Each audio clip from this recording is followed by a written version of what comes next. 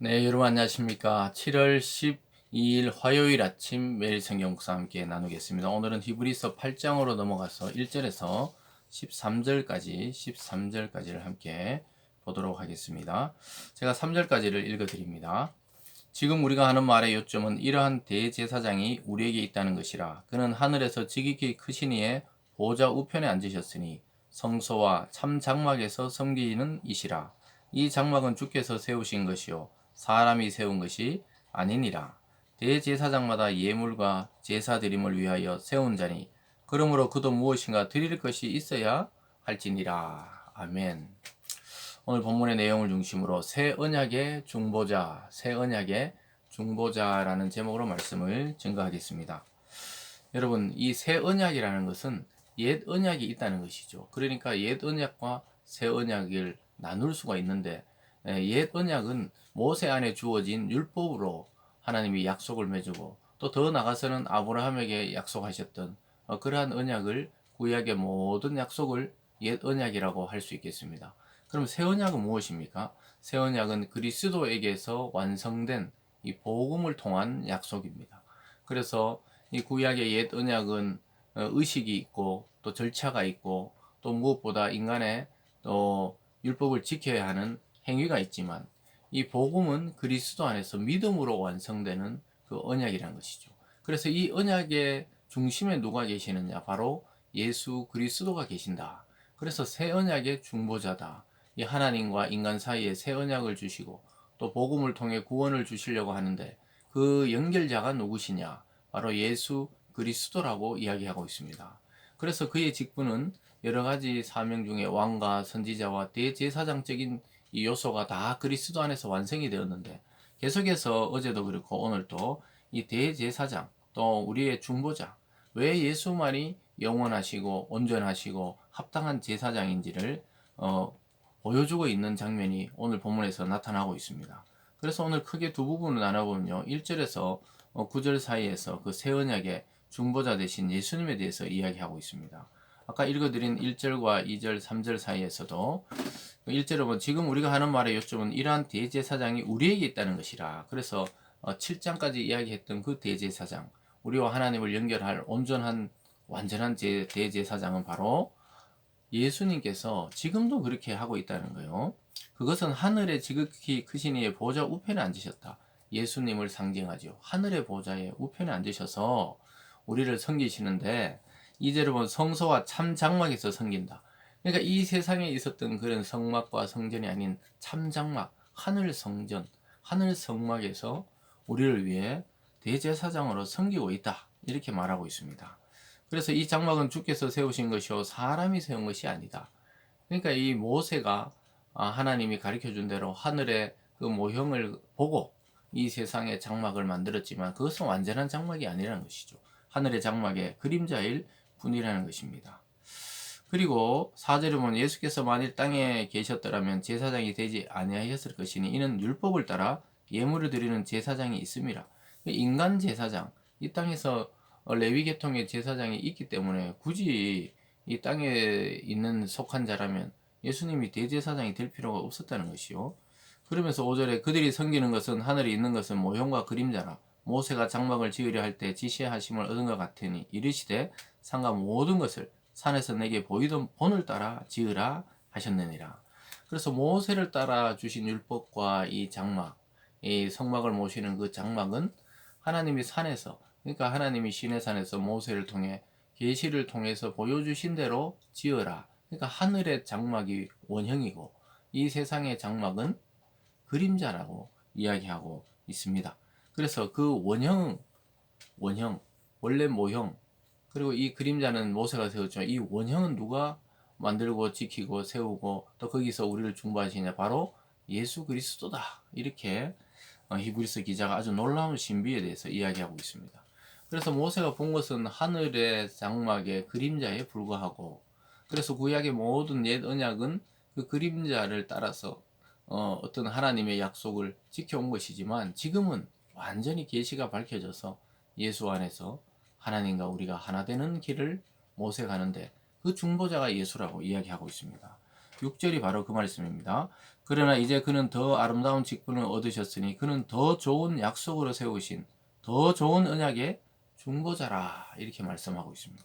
예수님은 복음의 주인이시고 또 복음의 주인공이시고 또 우리를 복음으로 인도하시는데 더 좋은 언약이라는 거예요. 구약의 모든 율법은 참 인간이 지키기에 번거롭고 또 절차가 복잡하고 또 구약의 대제사장도 자기도 인간이니까 죄가 있는 존재고 그래서 한계가 있었는데 예수님은 한계가 없으신 분이시죠. 그래서 더 좋은 언약의 중보자가 되셨다 이렇게 말하고 있습니다. 그리고 여기 보면 더 아름다운 직분을 얻으셨고 더 좋은 약속으로 더 좋은 그러니까 비교급이죠. 더 좋다는 거예요. 그래서 우리가 구약에 머물고 일반 종교 의식에 머무는 것이 아니라 복음 안에 들어갈 때 그리스도 안에서 정말 가장 좋고 아름답고 영광스러운 그 직분과 또 그 위치와 그 신분으로 올라가게 되는 것이죠. 그리고 7절에 저 첫 언약이 무음하였더라면 둘째 것을 요구할 일이 없었으려니와 이렇게 말씀하고 있습니다. 그래서 왜 새 언약이 필요했냐? 그 첫 언약이 무음하였더라면 둘째 것이 필요 없다 그래요. 그러니까 인간이 자꾸 그 언약을 어기는 거예요. 율법을 어기고 또 하나님의 약속을 어기고 말씀을 어겨요. 왜 그렇습니까? 이 인간의 죄성이 그 하나님의 약속에 미치지 못하는 것이죠. 그래서 완전하신 인간, 완전하신 인격, 완전하신 우리의 중보자인 예수를 이 땅에 육신을 보내서 그 율법을 완전히 성취하도록 하셨어요. 그래서 우리의 대표가 되셔서 완전히 성취하시고 그것을 이루어 버리셨죠. 아담은 첫 언약에 실패했지만 그리스도는 인간의 육체로 오셔서 완성을 하심으로 우리는 그 완성된 분을 대표로 그 대표 안에 포함된 이 인생이 된 것이죠. 그래서 무궁한 것이고 두 번째 것은 요구할 일이 없다고 이야기하고 있습니다. 그러면서 9절에 또 주께서 이르시기를 이 언약은 내가 그들의 열조의 손을 잡고 애굽 땅에서 인도하여 내던 날에 그들과 맺은 언약과 같지 아니하도다. 그들은 내 언약 안에 머물러 있지 아니하므로 내가 그들을 돌보지 아니하였다. 그러니까 옛 언약에 속한 자들이 계속 그리스도를 배척했기 때문에 주님께서 말씀했지만은 그들과 맺은 언약과 나는 같지 않다. 그 구약의 율법과 같지 않고 이 복음으로 새로운 언약을 맺었다고 이야기하고 있습니다. 그럼 구약은 필요 없느냐? 그것이 아니고 그림자처럼 실체를 보여주는 하나의 좋은 도구가 되는 것이죠. 그래서 구약도 하나님의 말씀이고 이 신약의 복음도 하나님의 말씀인데 이 전체가 하나님의 말씀과 복음이라고 볼 수 있죠. 그래서 이 구약으로 신약을 해석하고 또 신약의 복음을 통해 구약이 그런 내용이구나 그것을 알 수가 있게 되는 것이죠. 그리고 오늘 두 번째로 보면은 첫 언약의 실패를 극복하는 것이 바로 새 언약이다. 이렇게 말씀하고 있습니다. 10절입니다. 또 주께서 이르시던 날 그날 후에 내가 이스라엘 집과 맺을 언약은 이것이니 내 법을 그들의 생각에 두고 그들의 마음에 이것을 기록하라. 나는 그들에게 하나님이 되고 그들은 내게 백성이 되리라. 그러니까 주님께서 말씀하시기를 이제는 이 율법 조문에 기록하는 것이 아니고 너희 마음에 너희 생각에 하나님의 말씀을 기록하라고 이야기하고 있습니다. 사랑하는 여러분, 구약의 모세는 돌비에다가 하나님의 율법을 새겨서 그 십계명을 가지고 하나님의 산에서 내려왔지만 우리 주님은 자기가 직접 말씀이 되셔서 이 땅에 오시고 말씀이 육신이 되어서 그를 본 자는 하나님을 본 자가 되고 그의 말씀은 우리를 구원으로 인도하는 참된 율법의 완성이 되셨습니다. 그래서 이제는 복음을 우리 생각에 우리 마음에 새겨 놓으라는 거예요. 그리스도라는 예수라는 그 이름을 우리 마음에 새겨 놓으라는 것이죠. 그러면 우리가 우리의 하나님이 되고 하나님은 우리의 아버지가 되고 왕이 되시고 통치자가 되셔서 우리를 인도하시고 보호하신다는 것이죠. 우리가 그의 백성이 되는 것이죠. 계속해서 보면요. 12절에 내가 그들의 불의를 긍휼히 여기고 그들의 죄를 다시 기억하지 아니하리라 하셨느니라. 새 언약이라 말씀하셨음에 첫 것은 낡아지게 하신 것이니 낡아지고 새하는 것은 없어져 가는 것이니라.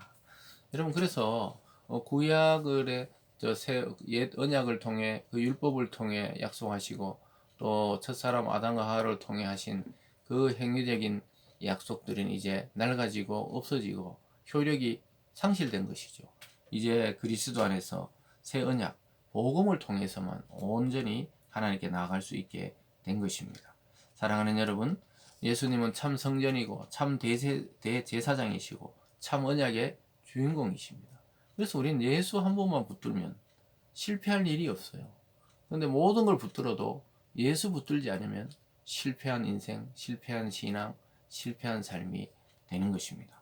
여러분, 이것을 완성하신 예수 그리스도, 그분이 저와 여러분의 중보자 되셨음이 얼마나 안심스럽고 감사한 일입니까? 오늘 하루 우리의 중보자 되신, 또 새 언약을 우리에게 주신 그리스도를 깊이 묵상하며 승리와 기쁨의 하루를 보내시기를 주님의 이름으로 축복합니다. 기도하겠습니다.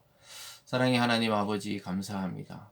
우리를 옛 언약에 묶어두지 않으시고 새 언약의 주인공인 그리스도와 하나 되게 하시고 연합되게 하시고 또 그분의 자녀와 백성이 되게 하심에 감사드립니다. 하나님, 오늘 말씀처럼 영원한 언약, 이 완전한 언약을 통해 우리는 구원에 이르게 되었습니다.